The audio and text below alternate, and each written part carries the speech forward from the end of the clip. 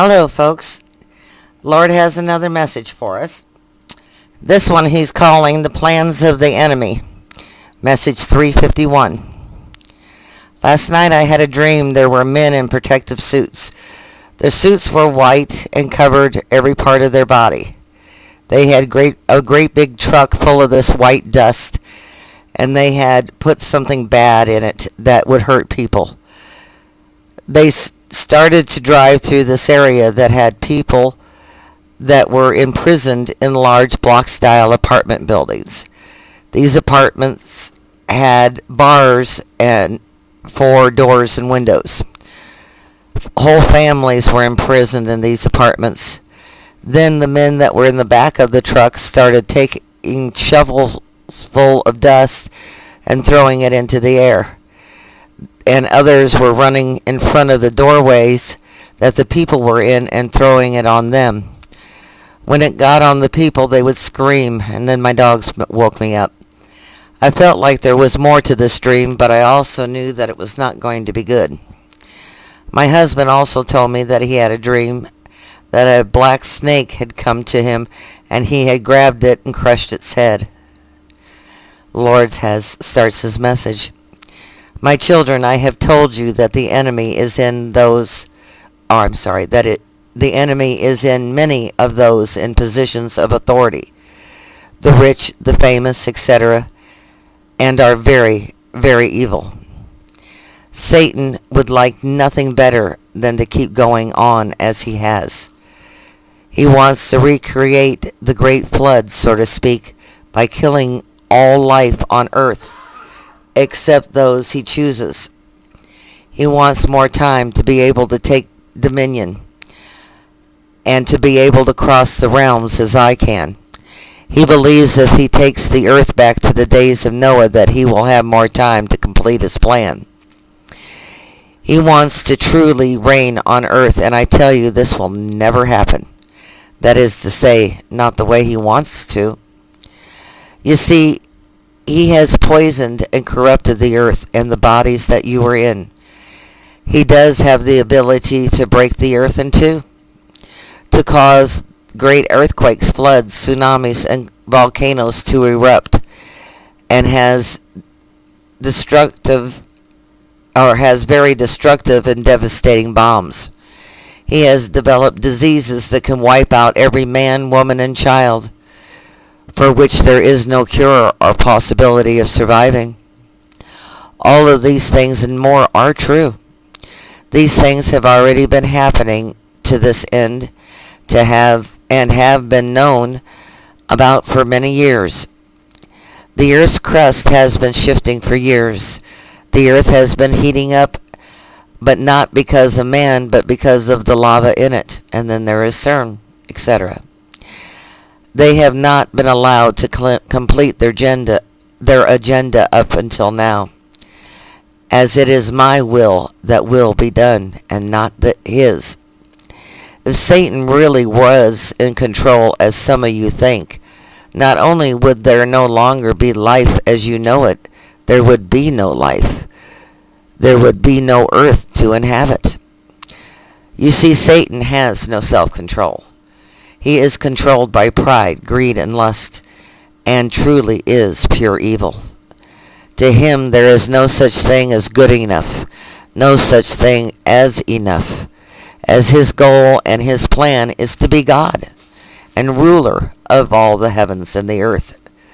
What he does not believe is that I am in control, and he is restricted to this realm.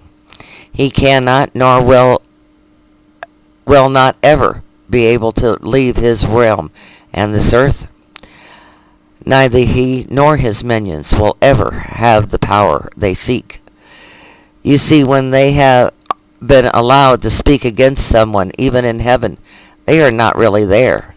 When someone is brought before me, the enemy was not there physically, as they are imprisoned here. They were seen and heard, but it was more like a hologram. Up until now, I have kept him from what he wants, which is to wipe out all life on earth. And the time has come to give him what he wants, to give him his realm on this earth. Unlike in the days of Noah, when the flood waters dried, my people will not be on this earth, as I promised. The world will never be ended by water. This time the world will burn and crack. No flesh will be able to survive, and all of my creation will come out of her before it happens. I have told you in dreams, visions, messages, and in Scripture what my plan is to save you all and to rescue you from the hands of the enemy. But there are many that did not believe. They did not think this information was right or from me. I will not lose even one. Not one of my souls I made will be lost to the enemy, and I will take all of my creation. Do you trust me? Abba. I want to ask you folks something. Does it make sense that if God takes his hand off of protection off the earth for even a moment, that Satan would not blow it up?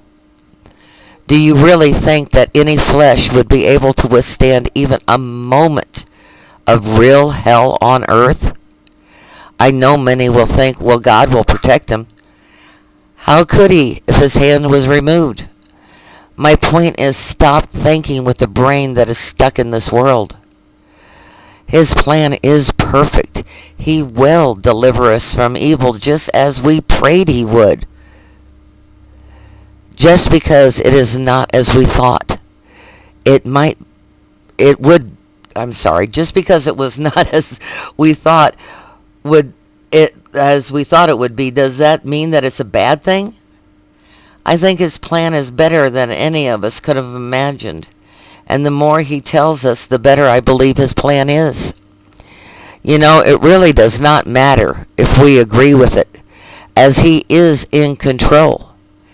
He said he would do nothing without telling us. He never said he would do nothing without asking us. He is in control, people. Do you trust him? Do you really trust him enough to say and truly mean, your will, my God, and not mine be done? It really is up to you what realm he will place you on. Do you want to be in the heavenlies? Or would you rather be on what looks like the earth dealing with the tribulation? Are you going into the ark or try to tread water? It is up to you. But know this, the rain is starting to fall and the door is about to close. Personally, I say every day, your will, my God, be done, and not mine. If he is your everything, if he is your God, if he is Lord of your life, then why are you so worried about how he is going to save you? What does it matter if his plan coincides with what you think? As long as he saves you, as long as he takes you, what difference does it make?